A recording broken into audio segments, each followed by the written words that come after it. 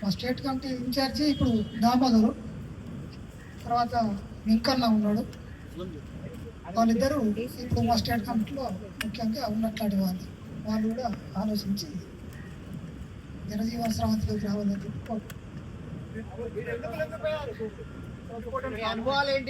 జాతీయ కార్యదర్శి ఎవరు ఉన్నారు ఇప్పుడు?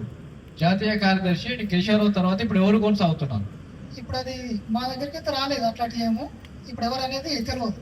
అంటే మీరు ఎవరు చెప్పిస్తారంటే అయ్యారా? అంటే పార్టీకి చెప్పిస్తారంటే అయ్యారా, లేకుంటే మీ అంతా మీరు వచ్చారా, లేకుంటే స్టేట్ సెక్రటరీ బయటకు వచ్చారా? ఎట్లా? మేము పార్టీ చెప్పే వచ్చినాం. పార్టీ చెప్పి చెప్పి వచ్చినాం. దామోదర్ కు మీకు మధ్య ఆధిపత్య పోరులో ఇక్కడికి వచ్చిందని అంటున్నారు. దాంట్లో ఎంతవరకు నిజం? అట్లాంటిది ఏం లేదు, మాకు అవసరం లేదు. అట్లాంటి పోరాటం కూడా అక్కడ అవసరం లేదు. దామోదర్ కు చెప్పిన లొంగిపోతున్నామని చెప్పే వచ్చినాం.